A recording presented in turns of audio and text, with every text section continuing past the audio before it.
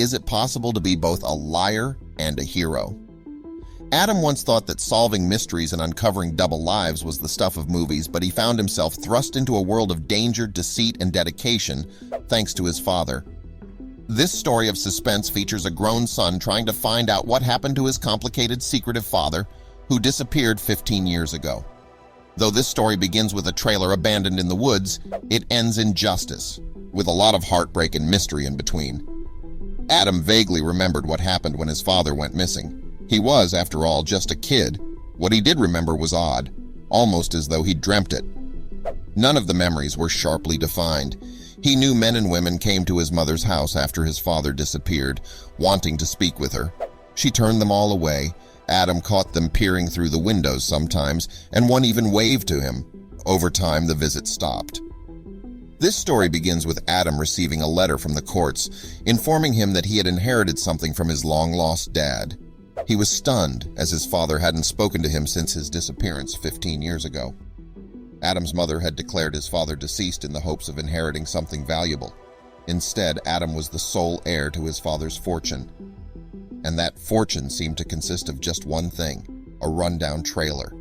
The letter included the coordinates of the trailer, and Adam immediately packed his bags and drove 3 hours to the abandoned property. He spent the journey thinking about the secretive, closed-off father he knew from childhood. The forest surrounding the trailer was isolated and dense, and it was also chillingly silent, with not even birdsong to keep Adam company. Adam ventured into the woods, hoping to find some answers. After pushing his way through trees and brush, Adam arrived at the property, only to be disheartened by its state. It was old, disused, and broken, and he wondered not only where his father was, but why he'd kept the trailer secret from him for years. Adam opened the door to the trailer, and his confusion deepened. Inside were piles of dusty, musty-smelling belongings and scraps. He sifted through the trailer's clutter, hoping to find some reason he was there. He saw a flash of metal. There was something in this trailer that didn't seem to belong there. This was the first clue of many, and it would spark Adam's journey to redemption. When Adam looked at it harder, he realized that the key seemed as though it had been posed purposefully, like his father had meant for him to find it, betting that his son would see it. Adam pushed through piles of wood, metal, and scraps on the ground, his eyes locked on the shiny object he'd seen on the trailer's floor. Almost buried beneath the rubble was a small key. Considering that the trailer was totally unlocked, Adam knew this key had no business there. Mother Nature might have taken over the trailer as the years passed on, but this uncanny key had survived her onslaught. Adam never imagined he'd find something of value in the trailer, but he began to get his hopes up when he saw the key. Could it lead to a safe? To something valuable? Staring at the key in his hand, Adam thought about his father. People hadn't really liked him, with many calling him odd and standoffish. Though Adam remembered his father as a kind man, he was an aloof one. A key was nothing without a lock, and Adam began to frantically search the trailer again, scouring it from top to bottom to find a hidden safe or compartment. He found nothing. Defeated, he sat down on the ground. It was from this floor-level position that he noticed a loose floorboard. "There's no way," Adam said aloud to himself, jumping at the sound of his own voice. He was still soaked in sweat. He stared at the floorboard in shock. How had he missed it? Amazed at his lucky streak, first the key and now this, Adam scrambled over to the floorboard and pried it open. Inside was a small notebook which Adam pulled out with trembling hands. Flipping through the pages, he realized that this was no ordinary notebook. Made from pricey brown leather, it was the journal of his vanished father. It also had quite a few secrets to share. Flipping through the pages, Adam landed on the last entry in the journal. His eyes widened. His father had written him a message. "Dear son, if you read this, I am gone. I had no choice but to leave. In this journal, you'll find coordinates. Follow them, and you will find what rightfully belongs to you." This handwriting looked different than on the other pages. Adam frowned.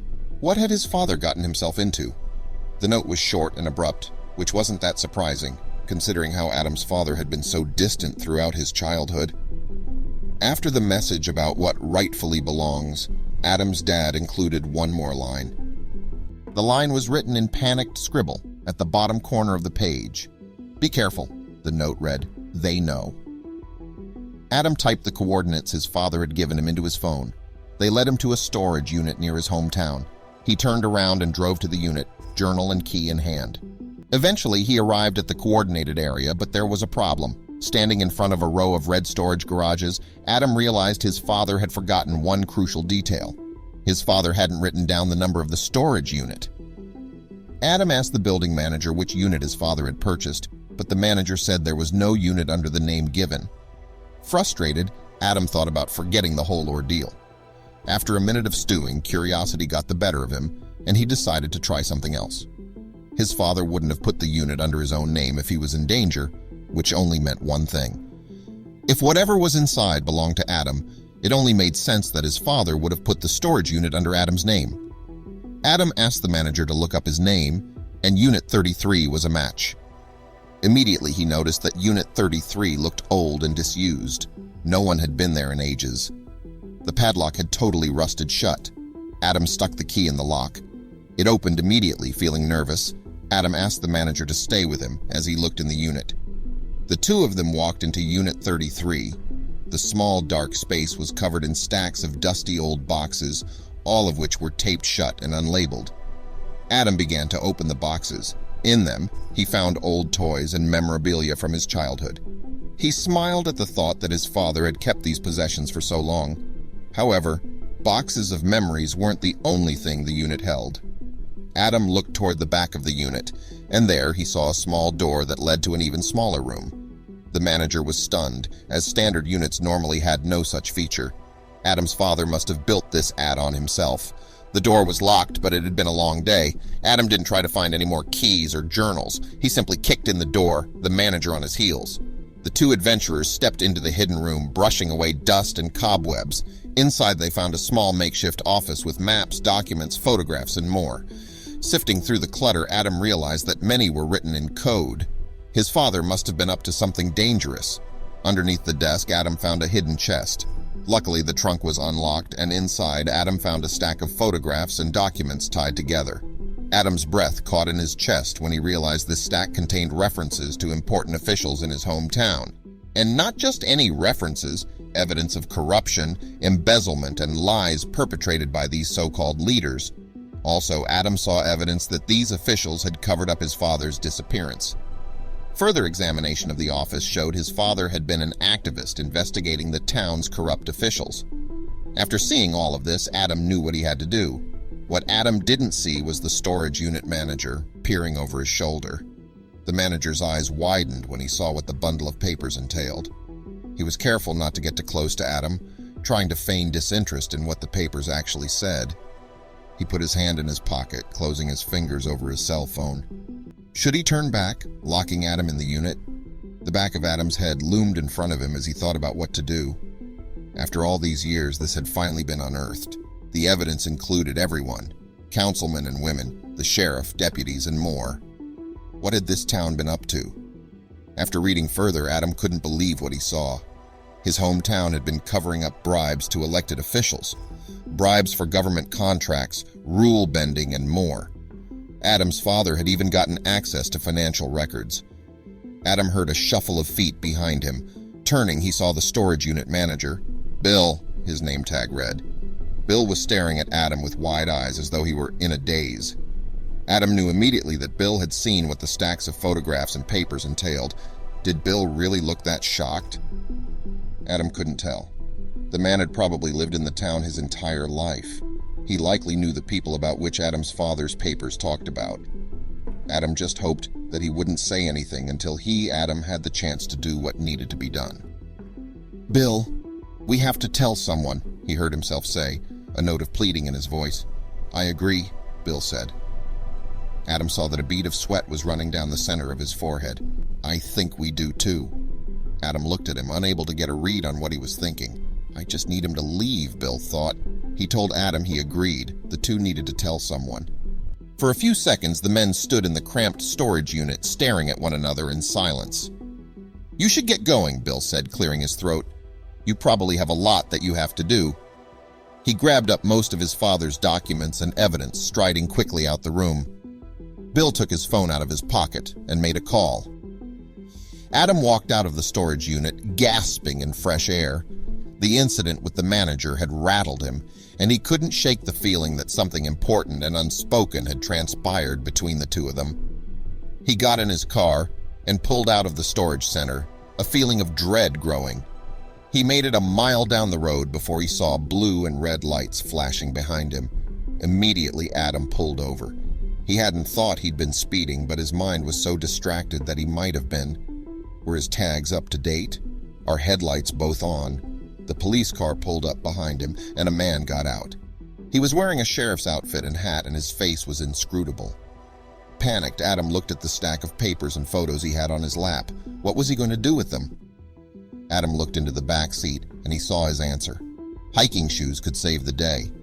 Adam had brought his hiking shoes with him to traipse through the woods to find the trailer. They were covered in mud, dirt, and who knew what else. Adam reached into the back seat and shoved the papers into the bag with his hiking shoes. Hopefully, the mud and dirt would dissuade the sheriff from searching. With a sinking feeling in his stomach, he watched the sheriff approach his car. "Good evening," the sheriff said. "Can I get your license and registration?" the sheriff asked. Adam wordlessly handed him those documents, not trusting himself to speak. The sheriff, his name tag reading Williams, took them and put them in his pocket.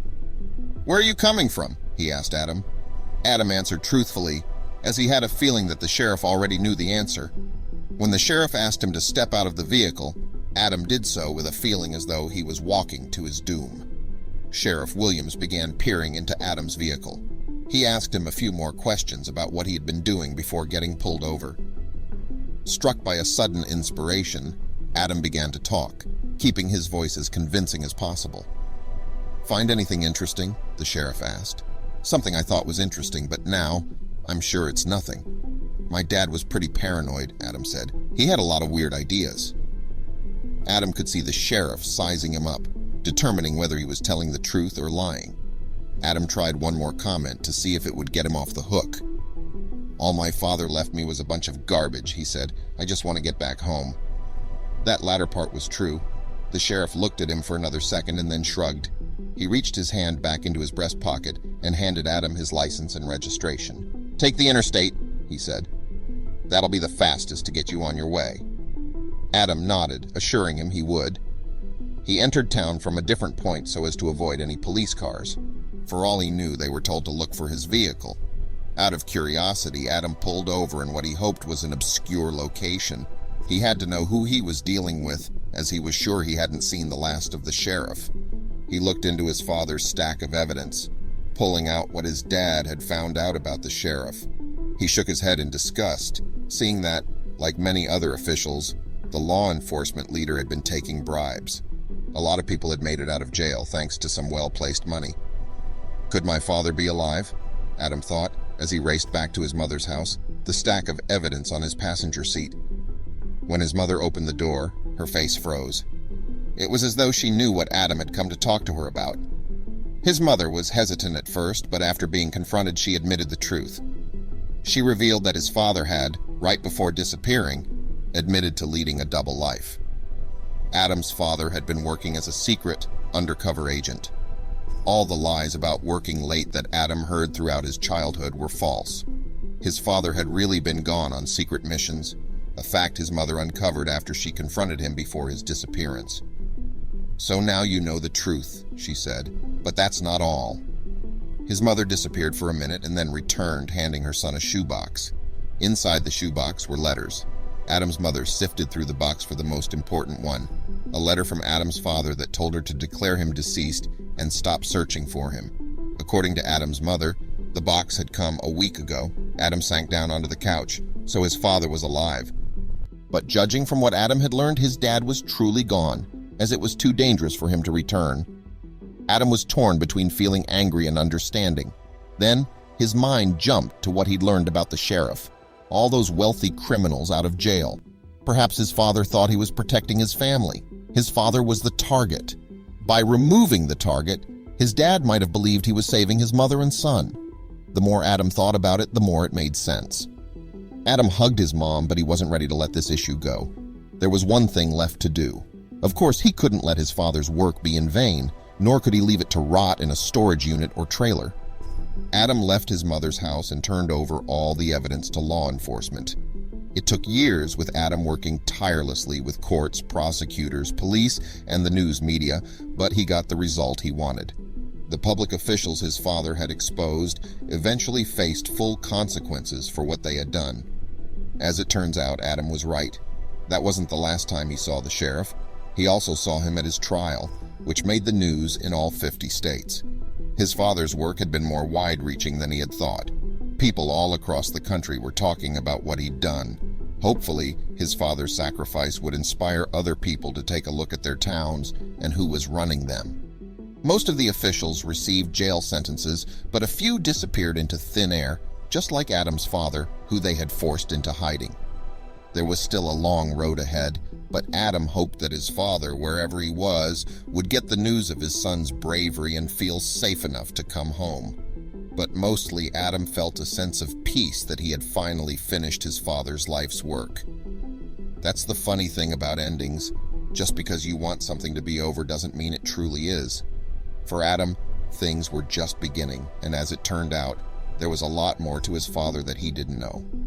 One day, after the judges had banged their gavels and closed the last of the corruption cases, Adam received an email inviting him for an interview back in his hometown. The events that transpired had been all over the news, and Adam wasn't surprised when he saw a request from a local publication from his hometown asking him to do an interview.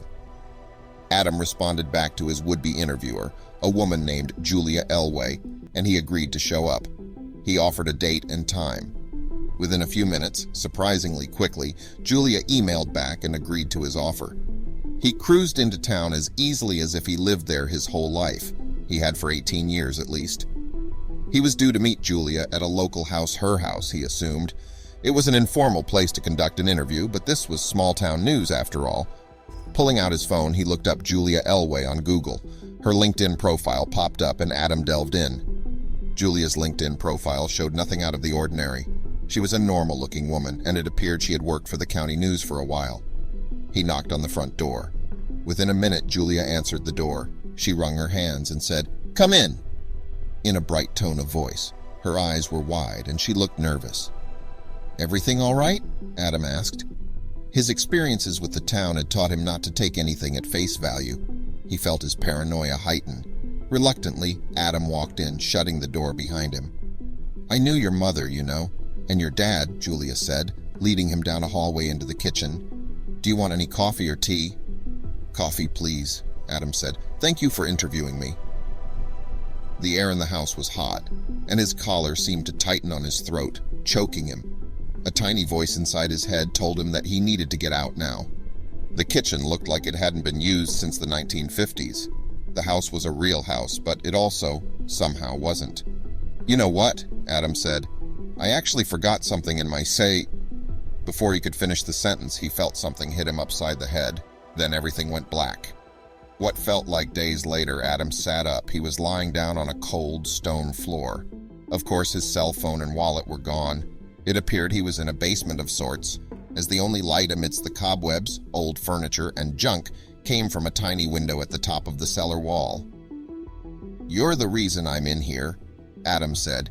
He remembered how manic she'd looked when he walked in, the disuse of the house, the hot temperature.